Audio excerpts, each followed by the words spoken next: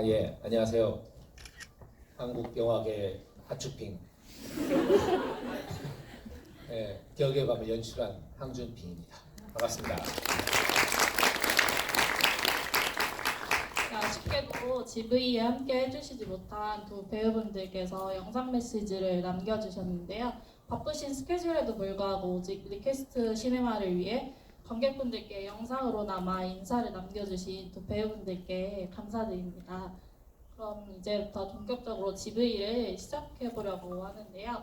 올해 리퀘스트 시네마의 최애 감독님이라고 말씀드려도 무방할 정도로 어제랑 오늘 각자 전혀 다른 장르의 감독님 작품으로 GV를 진행하고 있어요. 지금 감회가 남다르실 것 같은데 혹시 지금 기분이 어떠실까요? 일단은 아주 우연찮게 이렇게 어떻게 되면 세 편이나 이번에 부산영화제에 제 작품을 상영을 하게 되는데, 더 킬러스라는 새로 찍은 다른 감독님들과 찍은 작품을 가지고 오는데, 여기 부산영화제에서 이렇게 연락이 왔어요.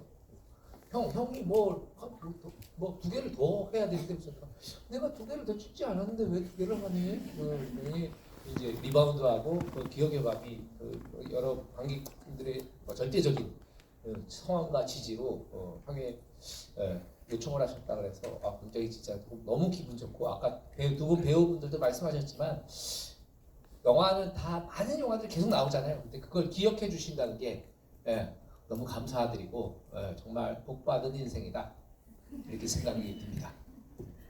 그 감독님께서는 예능국의 작가로 시작하시고 영화 네. 집필이랑 연출도 라이터를 켜라 아니면 네. 불어라 봄바람 등 코미디 장르로 시작하셨거든요. 네. 근데 개봉 당시에 9년 만에 스릴러 장르로 스크린에 돌아오셨어요. 네. 혹시 복귀작을 코미디가 아닌 스릴러로 선택하셨던 이유가 따로 있으셨을까요? 전 코미디도 좋아하는데 코미디가 사실 좀 어려워요. 잘 만들기가. 만들기는 쉬운데 잘 만들기가 참 어려운 장르인 것 같아요. 코미디라는 게. 그리고 이제 그때 길게 얘기할까요? 짧게 얘기할까요? 길게 알겠어요. 제가 사실은 9년이라고 돼 있지만 거의 14년 만에 본격적으로 영화 연출을 하게 된 거여서 사이에 제가 이제 준비한 영화 다 엎어지는 거예요. 왜 그럴 때 있잖아요. 살다 보면 이거는 될 줄 알았는데 이것도 안 되고, 믿었던 것도 막 엎어지고, 투자가 안 되고, 막 이런 일들이 막 벌어지니까 심리적으로 완전히 공황 상태에 빠져 있었고 자포자기했었어요. 끝났구나. 저번에 찍은 게 유작이었구나. 이 영화 감독이라는 직업이 은퇴가 언제인지 자기를 모르는 직업이야. 그러니까 언제가 나의 유작인지, 10년 전에 찍은 게 나의 유작인지 15년 전에 찍은 게 나의 유작인지 알 수가 없는 직업이거든요. 그러던 중에 이제 이렇게 끝나는구나. 나는 이제 감독으로서 직업적인 위치는 끝나는구나 생각하고 있는데, 장원석 대표라고 계세요. BA 엔터테인먼트. 그분이 어느 날 저를 찾아왔나? 전화를 했나? 잘 기억이 안 나는데 그분이 감독님 왜 영화 안 해요? 그러는 거예요. 투자를 다들 안 해주잖아. 아니야 감독님 시나리오 잘 쓰는데 왜 투자가 안 되겠어요? 감독님 요즘에 최근에 뭐 쓴 거 있어요? 아니 최근에 쓴 건 없어. 감독님 써요. 써. 쓰면 제가 투자 받아드릴게요. 그렇게 된 거예요. 사실 이제 장원석 대표는 대학교 2학년 때 저를 처음 만나가지고 저희 이제 제작부 막내와 시나리오 작가로 만나서 제 연출부 막내까지 했었던 저의 아주 오랜 친구인데, 그 친구가 그 사이에 성공한 거예요. 제작자. 감독님 이제 내가 힘이 생겼어요. 내가 무조건 투자 받아줄게. 아무거나 써요. 그래? 알겠어. 그리고 아무거나 써야지 생각하고 있다가 근데 그때 좀 술자리를 가지게 됐는데 어떤 친구가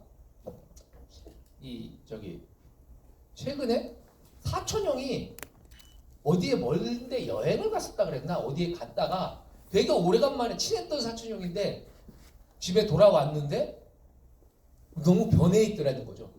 생긴 것도 똑같고 말도 비슷한데 꼭 내가 알던 그 형이 아닌 것 같다. 그런 얘기들을 했어요. 그럼 다들 바뀐 거 아니야? 막 이런 얘기 농담으로 막 하고 있다가 이제 저는 이거를 만약에 영화로 만들면 어떨까 그런 생각이 들어서 영화 시나리오를 이제 쓰기 시작했고 매일매일 이제 카페에 가서 이렇게 요 카페에서 2시간 그 주변의 한 카페에서 2시간 왜냐면 이제 집중력이 낮아요. 그래서 장소를 바꿔가면서 계속 이제 일을 매일매일 이제 하고 이제 그랬다가 이제 어느 정도 한 반절 정도 시나리오를 쓴 상태에서 이게 또 괜찮은지 안 괜찮은지 혼자 쓰니까 모르니까 장호석 대표한테 이제 보냈더니 이제 장호석 대표가 읽어보고 저한테 근데 너무 재밌는데 이게 뒤에가 말이 돼요? 말이 돼. 그럼 이거 하시요. 제가 무조건 투자 받아서 제작할게요. 그렇게 해서 배우는 누구를 원해요? 나는 김무열 했으면 좋겠고 강하늘이 했으면 좋겠다. 그것도 제가 잡아올게요. 우리들이 정말 거짓말처럼 영화 투자를 받아서 들어가게 된 것 같습니다. 그러니까 어찌 보면 제가 아직까지 그 영화를 할 수 있게 만들어준 고마운 작품이 바로 기억에 남는 것 같아요. 뭘 물어보셨죠?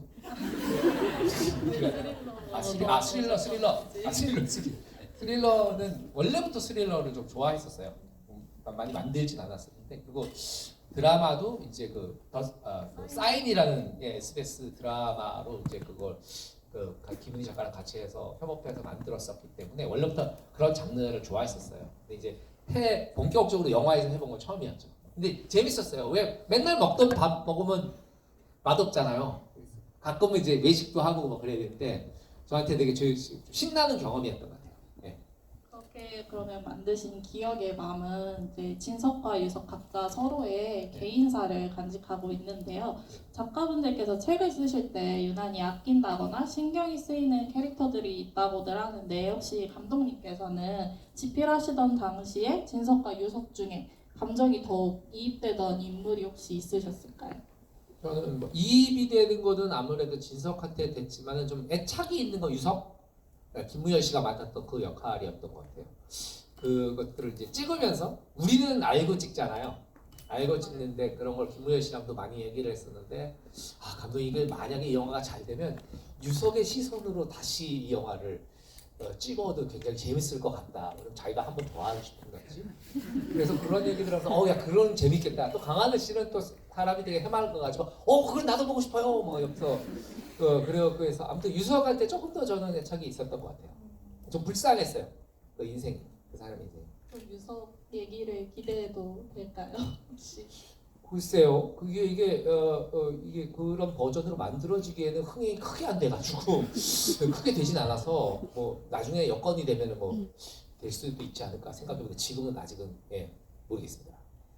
영화에 전반적으로 나타나는 살인, 납치, 감금 같은 잔혹한 단어들과 달리 영화 속에서 진석이 듣던 이문세님의 옛사랑이라든지 뭐 살인 현장 속에서 스피커에서 흘러나오던 엘비스 프레슬리의 블루 크리스마스라는 곡의 분위기가 영화랑 다소 상반되는데요. 혹시 해당 곡들을 고르신 이유가 따로 있으실까요?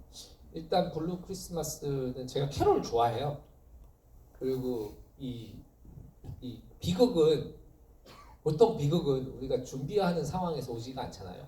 비극은 우리가 가장 즐거워하고 가장 안도하고 하는 순간에 가장 행복한 순간에 어느새 우리 뒤로 몰래 쫓아와서 등에 칼을 꽂는 거라고 생각하거든요. 그래서 그런 분위기 우리가 생각지 못한 순간에 맞게 되는 비극에 대한 이미지로 그 두 곡을 쓰게 된 것 같고 이문세님의 곡은 원래는 김광석님의 그 곡을 바람이 불어오는 곡 그거를 하려고 했었는데 그때 서혜순 씨, 김광석 씨의 아내분 그분에 대한 게 무슨 추적 프로그램에서 화제가 됐었어요.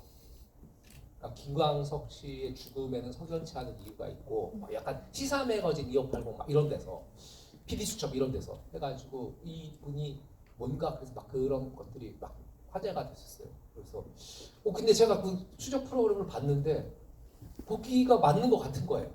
그리고 소문도 사실 좀 들은 적이 있고 옛날에. 그래서 악당에게 도움을 줄 수는 없다. 내 비록 성공하지 못할지언정 악당에게 온정과 재화를 나눌 생각이 없다. 어차피 그 돈이 이게 곡을 한번 틀으면요 엄청 돈을 많이 받아요. 그 이 엘비스 프레슬리 이 블루 크리스마스 그거는 버전이 이제 엘비스 프레슬리하고 캐나다 무슨 여가수랑 같이 나중에 협업을 한 그 곡인데 저 곡도 원곡을 사면 3억인가 4억이었어요. 한 번 트는데 이게 너무한 거 아닌가? 그런 생각이 들죠. 옛날에 만들어놨는데 그래서 그거를 저걸 꼭 쓰고 싶은데 어떻게 써야 되냐. 그래서 우리 음악 감독하고 얘기를 해서 나온 결론이 그러면 세계적으로 유명한 엘비스 프레슬리의 모창 가수가 캐나다에 살고 있다. 그 사람을 한국으로 부르자.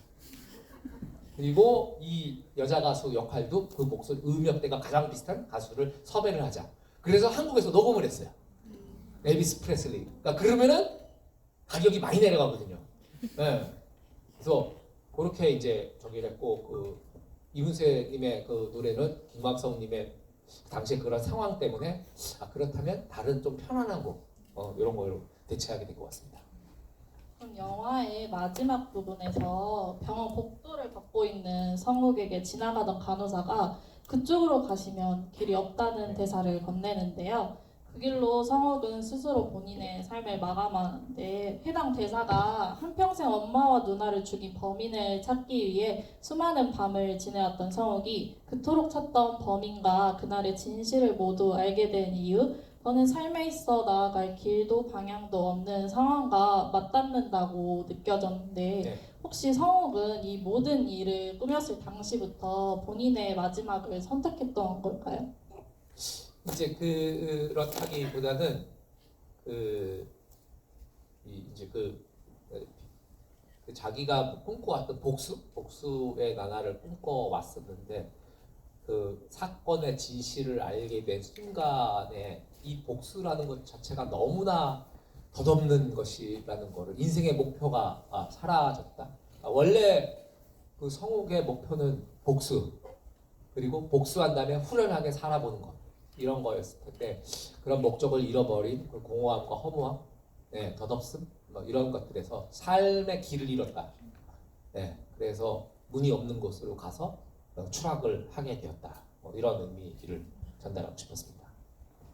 지금부터는 이제 상영 전에 안내드렸던 파티타운홀을 통해서 관객분들의 질문을 직접 감독님께 여쭤보는 시간을 가지려고 합니다. 그간 궁금하셨던 내용들을 지금 이 현장에서 바로 감독님의 답변을 들어보도록 할게요.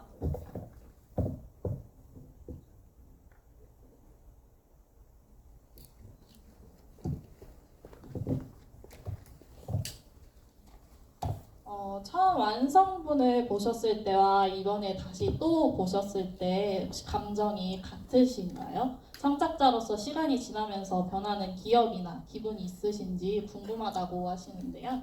오늘은 제가 보질 못했고 최근에 한번 최근이라고 하면 몇 달 전인데 그게 우연히 이제 좀 보게 됐는데 그래서 맞아 저런 장면이 있었지. 그래 저거 찍을 때 진짜 힘들었지. 그리고 저 사이에 씬이 있었는데 편집됐지. 막 이런 생각들이 막 떠오르고 막 강하늘씨 막 달리는 거 생각나고 막 막 엄청 힘들어했거든요. 막 진짜 왜냐면 저 때가 촬영할 때가 좀 추울 때였어요. 그 비 맞으면서 막 달리잖아요. 맨발로 달리는데 맨발로 달리면 그 발에 상처가 날 거 아닙니까? 그 배우는 몸이 재산인데 그래서 저희가 이제 라텍스를 제작을 했어요. 그래서 이제 이 양말처럼 살색으로 된 라텍스 얼핏 보면 발이에요. 발이 좀 크다 싶은 그걸 신고 그리고 이제 뛰었는데 너무 기온도 떨어져 있고 비도 계속 뿌려가지고 비를 맞았었기 때문에 굉장히 체온이 막 내려가고 그래서 강하늘 씨가 체력적으로도 굉장히 힘들어하면서 계속 뛰었어요. 그래서 막 이렇게 뛰고 나서 NG가 나면 한 번 더 뛰어야 되는데 하늘아 힘들지? 그 강하늘 씨도 긍정적인 사람이서 괜찮아요 감독님 뭐 그랬으니까 돈 받았잖아. 돈 받았으니까 뛰어야 되는 거야. 근데 그가 이제 감독님 돈 받았잖아요. 난 그래서 앉아 있는 거야.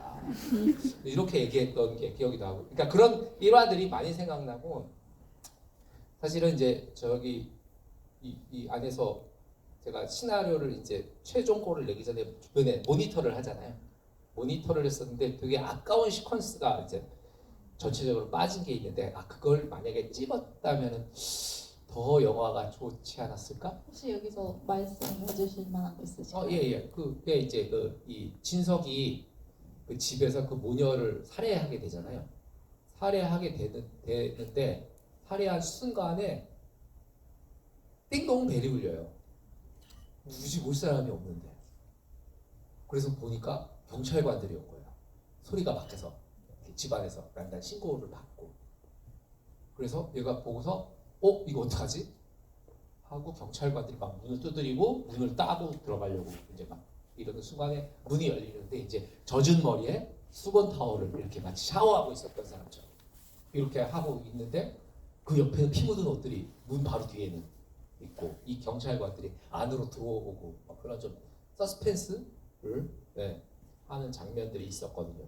그 시퀀스가 꽤 길었고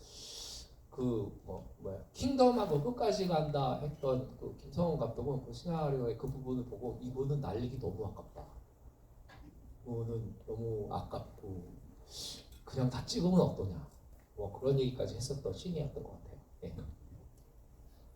혹시 그 극중 배경이 이제 97년도도 90년대로 맞춰지는데 네. 그 장면을 이제 찍기 위해서 혹시 유난히 신경 쓰셨던 소품이라든지 그런 게 있으셨을까요?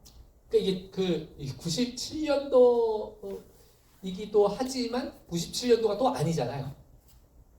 이제 그게 이제 어떻게 설정을 해야 하는 그걸 이제 관객들이 알아차리지 못하게 해야 되기 때문에 만약에 97년도가 아니고 2017년도인데 지금 있는 차종이 있고, 그때 97년도에 없었던 차종이 있거든요. 거리에서 막 돌아다니는 차들도. 그리고 간판전 역시 그렇고 우리나라 되게 빨리 바뀌잖아요. 그래서 뭐랄까 무슨 메이커가 있는 상점 이런 것들 일일이 그런 것들이 굉장히 눈에 많이 띄더라고요. 그러니까 쉽게 말하면 이제 도로 자체도 달라요, 색깔이. 그때 이제 옛날 사진들하고 비교를 해보니까 우리가 못 느끼는 사이에 많은 것들이 변화가 됐더라고요. 그래서 그런 것들을 97년처럼 보이게 하는 2017년이어야 한다. 그래서 저희 연출부들이 굉장히 막 그런 것들을 회의도 많이 했었고, 그래서 자세히 보시면은 그때 당시에 있었던 97년도에 없어야 되는 차종이 가끔은 등장을 하는데 그 차종이 명확하게 몇 년도 97년도에 있었는지 99년도에 생겨났는지가 애매한 차종들을 저희가 많이 넣어놨어요. 일부러. 97년도 차만 있으면 또 말이 안 되잖아요. 그래서 그런 식으로 좀 배치를 했고 유석을 납치하는 차 07조 8911 그 차는 제 차 번호입니다. 그래서 왜냐면 이제 다른 차 번호 하면은 그 사람들이 또 항의할 수도 있잖아요. 제일 안전한 건 자기 걸 쓰는 겁니다. 그래서 그렇게 썼던 게 기억이 납니다. 그런 영화 속에 공포 영화의 오마주 쇼트들이 많이 보이는데 이게 의도하신 것인지 궁금하다고 하시는데 그 이유가 시고?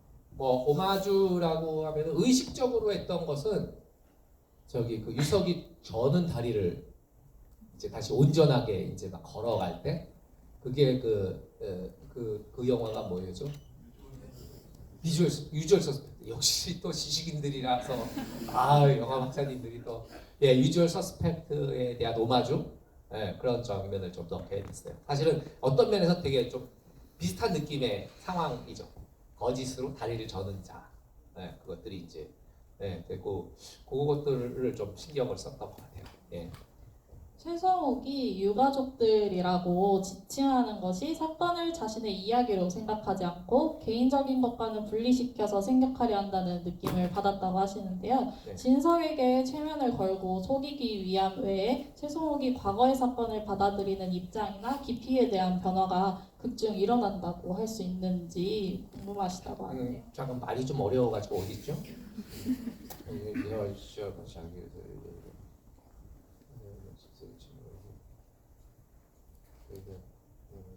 이 사실 이 유석 김무열 씨가 맡았던 유석 역할은 애써 내 얘기다라고 얘기하지 않잖아요. 애써 내 얘기라고 얘기하지 않고 마지막 순간에 이제 그때 나도 죽이지 그랬냐 뭐 이런 얘기들을 하는데, 왜냐면 이게 삶이 고통인 거예요. 만약에 저런 사고나 가족들이 저런 일을 당해 사람은 사는 것 자체가 고통입니다. 이게 뭔가 불의의 사고, 이것도 자체도 고통스럽지만 뭔가 어떤 외력에 의한 누군가의 어떤 폭력이나 이런 것들로 희생되는 것들인데, 최대한 좀 그 말투에서 다른 사람의 이야기처럼 노력하려고 얘기했던 것 같아요. 그게 조금 더 울컥했어요. 나한테 사과해라든지 우리 가족들한테 사과해가 아니고 객관적인 입장으로 얘기하는 것들이 조금 더 감정적으로 전달이 될 수 있을 거라고 이제 생각을 했고, 그 유석의 변화의 이런 것들은 김무열 씨랑도 얘기를 많이 했었어요. 이게 또 사실 그렇게 간단한 감정이 아닌 게, 실제로 관객들이 인식해야 되는 감정이 있고, 그리고 실제 본인이 느끼는 감정이 따로 있거든요. 그런 것들의 좀 설계를 김무열 씨랑 되게 많이 얘기를 했었던 것 같아요. 네. 그럼 마지막 장면에 네. 어린 성욱과 진석이 짧게 마주치는 순간에 혹시 어떤 의미가 따로 담겨 있는지. 마지막 장면은 투자 백업사에서 감독이 정말 죄송한데 마지막 장면을 편집하면 안 됩니까? 이런 얘기를 하시더라고요. 그래서 많은 사람들이 의견이 엇갈리는 거예요. 마지막 그냥 딱 죽는 데서 끝나면 좋을 것 같다. 깔끔하게 끝내자. 그래서 저도 이제 좀 고민을 했는데, 투자 배급사가 사실 가반입니까? 잘 보이기 쉽잖아요. 이제 그러나 그분들이 워낙 저를 존중해 주셨기 때문에 그냥 그렇게 말씀드렸어요. 한 번은 그 유석과 진석의 화양연화의 시절을 보여주고 싶다.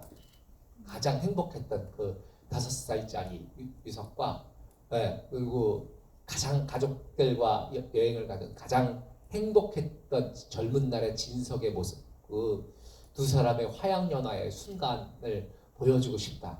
그 두 인물을 위해서 그렇게 얘기를 했었는데, 그 투자 배급팀에서 그렇다면 이해가 됩니다. 저희는 그렇다면 좋습니다. 이렇게 얘기를 했는데, 요즘도 가끔 뺐어야 되나? 이런 생각을 합니다. 예. 그 기억의 밤에 이제 집필하실 때 네. 유석은 이제 김무열이라고 생각하신 이유가 김무열 배우님으로 왜 꼭 캐스팅 하셨는지. 그 김무열 배우의, 제가 당시에 김무열 배우한테 갖고 있던 인상은 뭐였냐면, 굉장히 올바른 모범생의 얼굴이 있고, 굉장히 좀 뭐랄까요, 그러니까 좀 어두운 구석에 또 그 얼굴이 있어요. 그래서 그런 양면적인 모습들이 저는 가장 적합하다고 생각하고, 이 캐스팅은 사실 뭐 제가 뭐 인기 있는 배우들, 티켓 파워가 있는 배우들하고 일하면 좋죠. 근데 저는 그런 캐스팅을 제가 원래 별로 원하지 않아서, 그래서 사실은 강하늘 씨도 그때 동백꽃 필 무렵인가요? 그거 하기 전이었어요. 그러니까 동주라는 영화를 보고, 이준익 감독님의 동주라는 영화를 보고 저 배우랑 일을 해야겠다. 언젠가. 그렇게 생각을 하고 있었는데, 때마침 이제 시나리오가 나와서 이거는 강하늘이 꼭 했으면 좋겠고, 이런 좀 양수적인, 좀 이런 양면적인 역할, 그렇게 굉장히 성실하고 착하고 유순한 형과, 그리고 실제적인 어떤 그런 어둠의 세계를 살아온 이런 사람의 두 얼굴을 가진 사람이 김무열 씨가 맞을 것 같다 했는데, 두 분이 또 너무 흔쾌히 굉장히 빨리 답을 주셨어요. 하고 싶다고. 그래서 만났는데, 역시 제 예상처럼 굉장히 좋은 사람들이었어요. 인간적으로 훌륭한 사람들이었어요.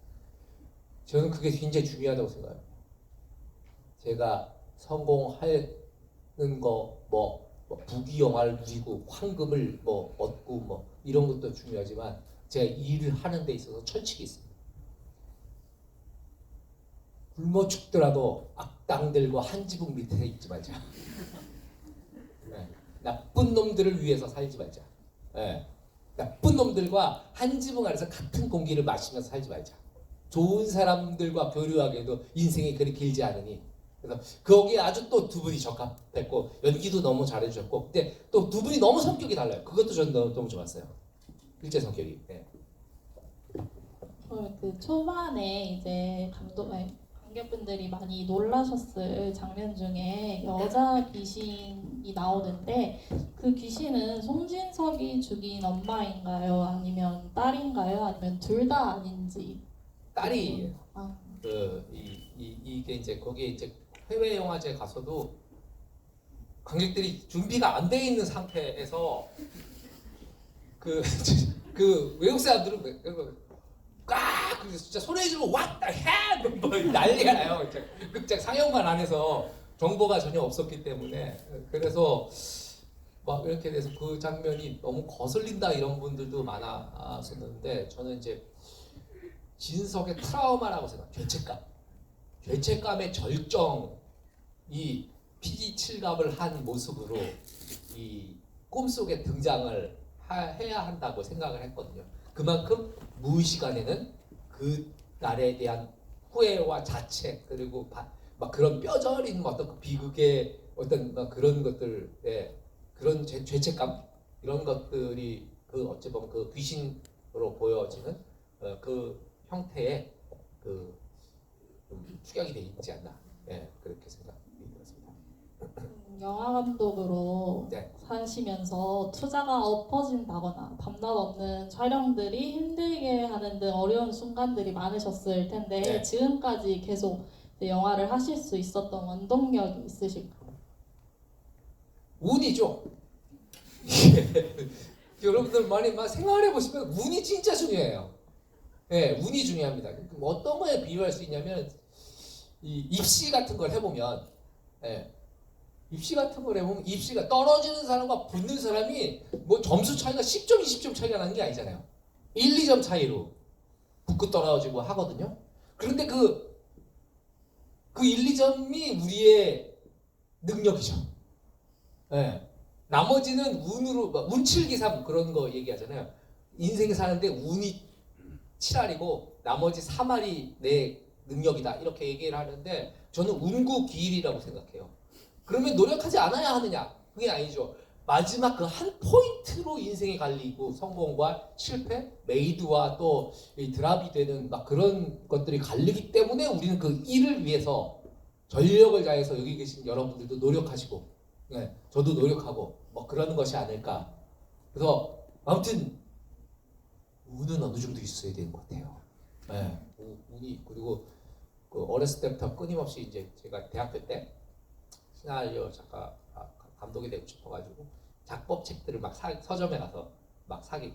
제 얘기 듣고 계세요? 네. 그 작법 책들을 막 서점에 가서 사기 시작했어요. 근데 그때만 해도 지금처럼 시나리오 작법 책이 많지가 않았어요. 저는 이제 그것들을 시중에 나와 있는 거 다 샀어요. 다 사가지고 그걸 계속 읽는 거예요. 읽는다는 게 뭐 줄 치면서 읽는 거죠. 근데 어떤 책이 되게 하나 기억에 남는 게, 시나리오 작법 딱 책을 넘기면 제 1장 작가는 트레이닝으로 완성된다, 이런 구절이 거기 처음이 시작이 거예요. 뭐? 이게 훈련으로 작가가 완성이 된다고? 이게 무슨 소리야? 운동도 아닌데 작가는 재능으로 피어나야 되는 거 아닌가? 그런데 거기 나와 있는 첫 번째 구절이 그런 거였어요. 항상 훈련하라. 저 사람은 어떤 사람일까? 항상 생각하라. 버스를 기다릴 때도, 지하철을 타고 갈 때도, 뭔가를 할 때도, 커피를 마실 때도 인물을 생각하고 이야기를 생각해라. 마치 신발 장수가 신발만 보는 것처럼. 그래서 딱 그거를 이렇게 살아야겠다 라고 생각해서 그런 거 습관, 어느새 습관이 된 거예요. 그래서 어떤 사람을 만나면 먼저 추리를 하죠. 이 사람의 부모님은 어떤 분이에요? 어머니, 아버지는 원래 경상도 사람인데 우체국에서 만나서 결혼했고, 아주 그 일반적인 경우와 달리 엄마가 엄청 아빠를 좋아해서, 그리고 이분의 이 수려한 부분은 아빠에게 물려받은 것이니라. 그리고 그러나 지금 부모님의 관계는 상당히 좋지가 않다. 이런 것들을 막 이렇게 상상을 해요. 그리고 이제 나중에 이제 아주 조심스럽게 물어보죠. 그러면 이제 다 틀려요. 틀리는데 저도 모르게 어느 순간에 한 인물을 창조해내는 연습들을 하고 있는 거죠. 뭐 예를 들면 그 버스 정류장 같은 데 앉아있는데 어떤 아줌마가 이렇게 볼록한 가방, 옆으로 매는 가방에 볼록한 볼링공 같은 게 하나 들어가 있는 거예요. 그럼 저게 뭘까? 생각을 하다가 저게 사람 머리라면 이라고 상상을 하는 거죠.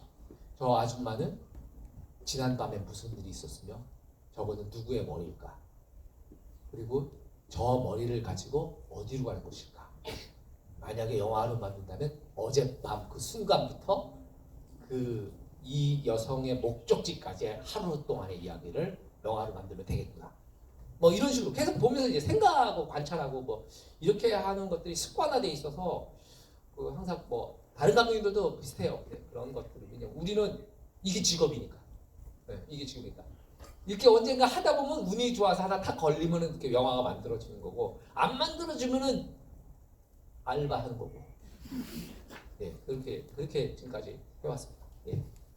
아까 대답해 주셨던 것 중에서 이제 김무열 배우님이랑 강하늘 배우님 네네. 성격이 정반대라고 하셨었는데 네. 뭐 구체적으로 어떻게 다른지 궁금하시다고 하셔서요. 김무열 씨는 굉장히 좀 진중하고 바른 생활 사나요? 굉장히 올바라요. 한 1, 2초도 허투루 쓰지 않아요. 뭐 예를 들면 이제 촬영 대기하고 있을 때 많이 재미가 없으셨나 봐요. 촬영 대기했을 때 김무열 씨는 이렇게 벽에다가 왜 그 공중의자라 그러죠? 등을 대고 이렇게 직각으로 무열이 뭐하니? 아 근육을 키우는 중입니다. 그래. 뭐 이러고 항상 뭐 대본을 본다든지 뭐 이렇게 누구랑 잡담을 하고 뭐 이러는 적이 아니라 굉장히 올바른 감독님 간밤에 잘 주무셨습니까? 감독님 식사는 맛있었어요? 이렇게 항상 이렇게 해서 우리 처음에는 뭐지? 저런 사람을 본 적이 없는데 제가 안지가 이제 오래됐잖아요. 똑같아요. 그분의 아내 되시는 분하고도 전에 많이 뵙고 그랬었는데 정말 자기 아내 되시는 윤승아 씨한테 대하는 태도도 너무 훌륭해요. 이거는 너무 비현실적인 드라마에 나온 사람. 그런가 반면에 강하늘 씨는 감독님 그러니까 말투 자체가 감독님 뭐 예를 들면은 뭐 제가 좀 일찍 와서 현장 세트장에서 기다리고 있는데 오토바이가 하나 들어와요. 붕 들어와. 보니까 하면서 딱 보는데 강하늘이에요. 왜 오토바이 타고 여기까지 왔어? 예, 저 오토바이 좋아해요. 뭐 그러니까 매니저는 그냥 혼자 왔어요. 근데 실제로 상당히 많은 것들을 바이크라 그랬나요? 오토바이 같은 걸 타고 항상 많이 다니고 그리고 뭐 이게 되게 좀 그 친구는 저한테 좀 뭐 고민? 상담? 이런 걸 많이 했던 것 같아요. 영화와 직결된 상담 중에 하나는 감독님 제가 고민인데 이 영화를 찍고 난 다음에 제가 바로 군대를 가잖아요. 저는 영화 개봉하는 것도 못 보고 그런데 이게 또 홍보도 해야 될 것 같기도 하고 근데 그러면 군대를 연기할까요? 어떻게 생각하세요? 감독으로서 물어보는 거냐? 인생의 형으로서 물어보는 거냐? 인생 형으로 물어보는 거야. 인생 형으로 물어보는 거예요. 남은 간다. 정말로 갈 거라고 제가 생각을 못하고 왜냐면 제가 만약 제 친동생이었으면 지금 가라. 왜냐면 군대에 가 있는 동안에 영화 개봉한 사람들이 조금 더 기억하잖아요. 그 공백기를. 네. 그런 것들 때문에 쓸데없는 어떤 뭐 개봉에 들뜨는 거에 취하지 말고 깔끔하게 여기까지 딱 이러고 딱 이때 바로 해버리면은 가 있는 동안에 한 2-3달 있다가 영화가 개봉을 할 테고 그 영화 개봉해서 어느 정도 이제 나중에 넷플릭스에도 올리고 이러면 또 한 5, 6개월 가잖아요. 5, 6개월 가는 동안에 사람들이 생각하는 너의 공백기는 그렇게 길게 느끼지 않을 거다. 그랬더니 역시 그랬더니 정말로 그렇게 빨리 갈 거라고는 사실 제가 그렇게 얘기하면 안 되는 거죠. 감독으로서는 무슨 소리야. 개봉하는 것도 보고 홍보 같이 하고 다녀야지. 뭐 이렇게 됐었는데 아무튼 뭐 그런 것들에 대한 후회는 없어요. 예, 후회는 없고 그래서 제가 강하늘 씨랑도 여전히 좋은 관계로 지내고 있지 않느냐 뭐 그런 생각도 하고 워낙 사람을 좋아해요 강하늘 씨. 김우현 씨도 좋아하는데 그게 달라요. 강하늘 씨 뭐 이렇게 점심시간에 어디 갔나 보면 저기 항상 누군가하고 얘기하고 있는데 그게 뭐냐면 그게 누가 없어요. 뭐 촬영 감독 이런 사람들 아니에요. 밥차 아줌마. 밥차 아줌마. 아 그래가지고 뭐 소세지가 너무 맛있었고 뭐 어쩌고 그걸 어떻게 칼집은 어떻게 내시는 거예요? 이런 것들을 정말 씨잘데기 없는 거를 하다가 그래서 제가 오면 감독님 얘기 좀 해요. 그래서 그래 뭐 작품명이랄 건가 그래서 감독님 메소드 연기에 대해서 어떻게 생각하세요? 그래 메소드. 그래. 감독님도 연기 많이 해보셨죠? 메소드 솔직하게 얘기해. 이렇게 뭐 좀 감독처럼 얘기해. 솔직하게 얘기해봐요. 메소드는 나는 좀 개소리라고 생각해. 그랬더니 그죠? 아니 말이 안 돼. 어떻게 24시간을 몰입하고 그래서 내가 그래 그러면 강도하면 칼 들고 다녀야 되냐? 막 어쩌고 이랬는데 이제 대표적으로 우리나라 메소드 하시는 분들이 또 연기 잘하시면 설경구 씨, 또 최민식 씨 뭐 그런데 설경구 씨는 그래서 작품할 때마다 성격이 바뀌어요. 피곤합니다. 네. 강하늘 씨는 이렇게 얘기하고 있다가 그래가지고 막 이렇게 여기다가 조 감독이 자 출동하겠습니다. 그러면 강하늘 씨가 이렇게 예 들어와가지고 딱 앉자마자 이걸 바로 진짜 기술자다 얘는. 네, 그런 생각. 되게 좀 사람들이 다른데 두 분이 또 되게 친했어요. 네, 그런 점들이 되게 저도 재밌었어요. 네. 아쉽게도 이제 감독님을 보내드려야 할 시간이 다 되어가서요. 이제 기억의 밤이 다시 재상영된 이 시간이 관객분들한테 다시 기억된 기억의 밤이 되지 않았을까 싶은데 이제 마지막으로 관객분들께 인사 말씀 혹시 드린다면 네네. 너무 이렇게 잊지 않고 찾아줘서 너무 감사드리고 영화 감독으로서는 이만큼 고마운 일이 없어요. 잊지 않아 주셨다는 거 자체가. 그리고 진석이 거기서 이제 문을 열잖아요. 저 방에 뭐가 있는지 모르고 문을 여는데 이제 비극의 문이죠. 그게 비극의 문인데 앞으로 여러분들이 살아가면서 여는 문은 항상 행복의 문만 가득하시길 바라겠습니다. 오늘 너무 감사합니다.